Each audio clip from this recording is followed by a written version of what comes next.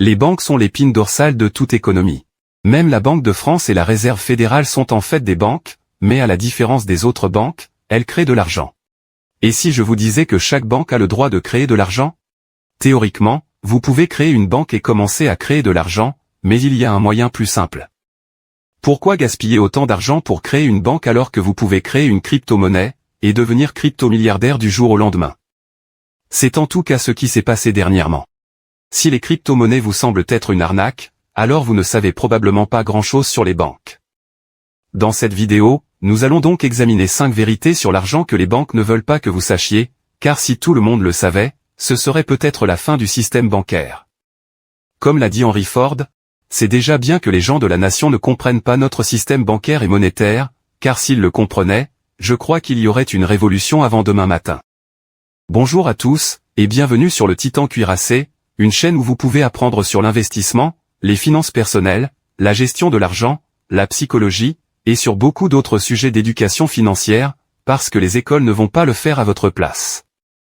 Si l'un de ces sujets vous intéresse, ou si vous voulez apprendre à mieux gérer votre argent, et à jouir d'une plus grande liberté financière, n'oubliez pas de vous abonner, de me laisser un like, et d'activer la cloche des notifications pour être averti chaque fois que je publierai une vidéo. Et si vous voulez soutenir la croissance de cette chaîne, vous pouvez consulter certains des liens que j'ai laissés dans la description ci-dessous, qui comprennent un essai gratuit de 30 jours d'Audible et 2 livres audio gratuits de votre choix, ainsi qu'une liste de livres sur l'argent que je recommande de consulter, ou vous pouvez partager cette vidéo avec un ami, et laisser un commentaire ci-dessous pour me dire quel sujet vous aimeriez que j'aborde dans les prochaines vidéos. Sans plus tarder, commençons. Numéro 1. Garder son argent dans une banque est une escroquerie. Laissez-moi vous poser une question. Combien d'intérêts gagneriez-vous si vous déposiez vos économies dans une banque? À première vue, il semble qu'il faille au moins quelques pourcents pour que cela ait un sens, n'est-ce pas? Cependant, si vous regardez les chiffres, c'est loin d'être le cas. Aux États-Unis, les meilleures banques comme la Citibank par exemple, offrent littéralement moins de 0,5%. Certaines banques proposent des taux plus élevés, mais ils restent inférieurs à 1%, d'autant plus que les taux d'intérêt sont actuellement au plus bas. Pensez-y. Votre argent croît de 0,5% alors que l'inflation est de 2,5%. La valeur intrinsèque de votre patrimoine diminue littéralement chaque année. Vous avez tout intérêt à dépenser cet argent aujourd'hui plutôt que de le garder à la banque. Dans quelques années, le pouvoir d'achat de votre argent sera bien inférieur à ce qu'il est aujourd'hui. Et lorsque l'inflation monte en flèche, comme c'est le cas actuellement, les prix des actifs tels que les maisons et les actions augmentent de manière exponentielle, comme c'est le cas depuis environ un an. Une banque est un endroit où l'on place son argent, et non un endroit où l'on gagne de l'argent. Numéro 2. Chaque banque a le droit de créer de l'argent à partir de rien. Si je vous disais que les banques créent de l'argent, vous ne me croiriez probablement pas, parce que la seule banque autorisée à créer de l'argent en France est la Banque de France. Aux États-Unis c'est la Réserve fédérale, et dans les autres pays du monde, ce sont les banques centrales qui ont cette responsabilité. Ce sont les sources des monnaies et les seules institutions qui ont le droit d'utiliser cette machine à imprimer.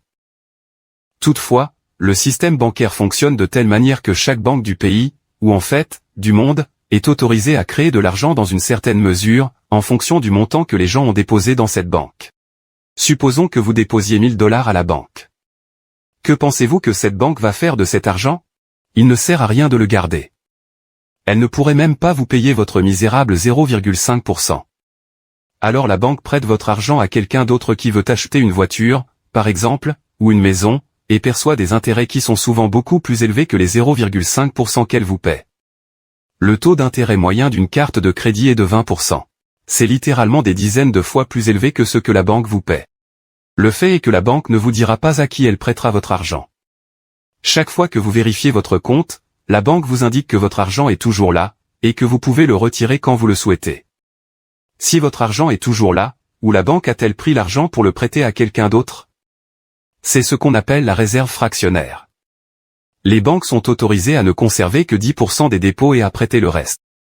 Pour chaque millier de dollars que vous déposez à la banque crée 900 $ supplémentaires et les prête à quelqu'un d'autre, ce qui porte le montant total à 1900 $. La banque a créé 900 $ à partir de rien.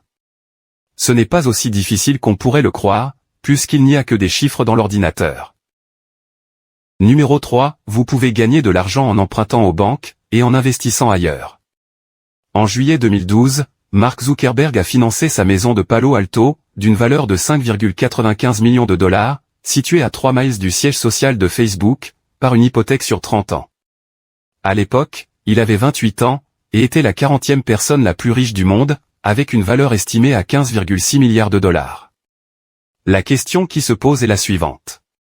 Pourquoi s'endetter quand on possède des milliards de dollars et qu'on peut facilement se le permettre? S'il le voulait, il pourrait facilement acheter une douzaine de maisons à 6 millions de dollars, en liquide, sans sourciller. Alors pourquoi contracter une hypothèque? La réponse est, c'est de l'argent gratuit. Cela semble irréel, je comprends. Qui vous donnerait de l'argent gratuit alors que vous êtes déjà milliardaire? Je veux dire, pourquoi quelqu'un donnerait-il de l'argent gratuit à quelqu'un d'autre, à moins qu'il ne s'agisse d'une œuvre de charité? Tout est lié au taux d'intérêt. Vous vous souvenez quand nous avons parlé des banques qui offrent un retour sur investissement si faible qu'il ne vaut pas la peine d'y garder votre argent, puisqu'il ne dépasse même pas l'inflation, et que vous perdez donc de l'argent? Dans le cas présent, c'est l'inverse. Le taux d'inflation aux États-Unis est de 2,5 à 3%, de sorte que tout argent emprunté qui est inférieur au taux d'inflation est considéré comme de l'argent gratuit. Le taux hypothécaire de Zuckerberg était légèrement supérieur à 1,05%. Si vous faites le calcul, la banque est perdante puisque le taux hypothécaire est inférieur au taux d'inflation. Il n'est pas nécessaire d'être un génie pour faire le calcul. Pour l'exemple, supposons que vous empruntiez 1 million de dollars au taux de 1,05%. Le taux de rendement moyen d'un compte d'épargne aux États-Unis était de 2,4% avant la pandémie, et aujourd'hui, il s'élève à moins de 1%. Mais restons à 2,4%. Cela signifie que même si vous déposez ce million de dollars dans une autre banque, vous gagnez 24 000 dollars par an, alors que vous n'avez qu'à effectuer un paiement mensuel de 10 500 dollars, soit 1,05%, à la banque qui vous a prêté cet argent. Imaginez que vous fassiez cela avec 100 millions de dollars, ou pourquoi pas 1 milliard de dollars. Lorsque vous pouvez emprunter gratuitement, il est inutile d'immobiliser votre propre argent alors que vous pouvez l'utiliser pour des choses plus rentables. Bien sûr, lorsqu'il s'agit de petites sommes d'argent, cela n'a pas forcément de sens car la différence n'est pas si grande. Cependant, lorsqu'il s'agit de sommes importantes, jouer sur 1, 2 ou 0,5% peut potentiellement signifier des dizaines de milliers de dollars, voire des centaines. Numéro 4, plus vous êtes riche, plus le taux est bas. Rappelez-vous que les banques ne sont pas des organisations caritatives, mais des entreprises comme les autres, dont le but est de maximiser les profits. Elles ont des actionnaires à qui elles doivent rendre des comptes. Si leur modèle d'entreprise n'est pas rentable, elles ne survivront pas. C'est pourquoi elles préfèrent prêter de l'argent à un riche plutôt qu'à un pauvre. Lorsque vous êtes milliardaire, par exemple, la banque peut dormir tranquille parce que personne ne craint que vous ne remboursiez pas votre prêt. Si quelque chose arrive, ou si vous ne pouvez pas payer vos mensualités, vous pouvez facilement vendre une partie de votre entreprise pour rembourser votre prêt hypothécaire, ce qui fait que la banque ne court pratiquement aucun risque en vous prêtant de l'argent.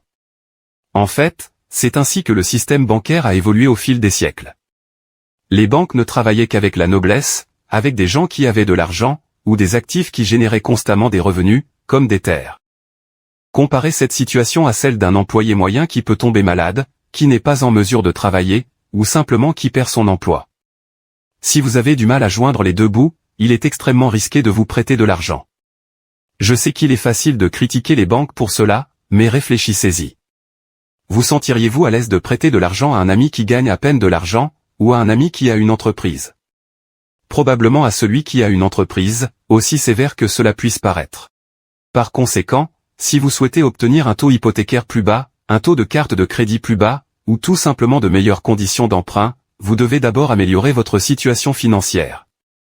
Les banques proposent également des taux hypothécaires aussi bas afin d'établir des relations solides avec les riches, de sorte que lorsqu'ils auront besoin d'un prêt plus important, ils s'adresseront à elles. C'est une situation gagnant-gagnant. Des technologies telles que la blockchain, ou les crypto-monnaies promettent de changer cela et de démocratiser la banque, et elles le feront probablement dans une certaine mesure. En fait, la banque s'est démocratisée au point que tout le monde a accès aux services financiers. Comparez cela à ce qui se passait il y a une centaine d'années. Numéro 5, les cartes de crédit sont les armes nucléaires des banques. 70% des Américains endettés par carte de crédit admettent qu'ils ne pourront pas rembourser cette année. Réfléchissez un instant à ce que cela signifie. Votre dette de carte de crédit n'est pas comme votre hypothèque. Elle n'augmente pas de 3,5% par an. Elle est probablement de l'ordre de 20%. Si vous ne pouvez pas payer votre dette de carte de crédit à temps maintenant, qu'est-ce qui vous fait penser que vous pourrez la payer quelques mois plus tard, lorsque cette dette aura beaucoup augmenté? En d'autres termes, 70% des Américains sont sur le point de tomber dans le piège de l'endettement. Plus de la moitié des personnes interrogées, soit 56%, déclarent avoir une dette de carte de crédit depuis au moins 1 an. Et la plupart d'entre eux continueront à s'endetter pendant des années. Près de 20% estiment qu'il leur faudra plus de 3 ans pour rembourser leur dette, tandis qu'environ 8% déclarent ne pas savoir quand ils seront en mesure de le faire. C'est ainsi que les banques font généralement fortune, car la plupart des gens dépensent sans penser à la manière dont ils rembourseront. Ils sont habitués à un certain niveau de vie, et sont prêts à le conserver, même s'ils ne peuvent pas se le permettre. C'est pourquoi les banques vous appellent sans cesse pour vous vendre une toute nouvelle carte de crédit. Ne vous méprenez pas, l'utilisation responsable des cartes de crédit est un excellent moyen d'améliorer votre code de crédit, mais si vous n'êtes pas financièrement responsable, vous ne devriez pas vous laisser entraîner dans le piège de l'endettement. J'espère que vous avez apprécié cette vidéo. Si c'est le cas, ou si vous avez appris quelque chose, n'oubliez pas de vous abonner, de me laisser un like, et d'activer la cloche des notifications pour être averti chaque fois que je publierai une nouvelle vidéo, car j'en ai beaucoup d'autres de ce genre à venir prochainement, ainsi que des résumés de livres, et d'autres choses amusantes. Merci d'avoir regardé, et passez une bonne journée.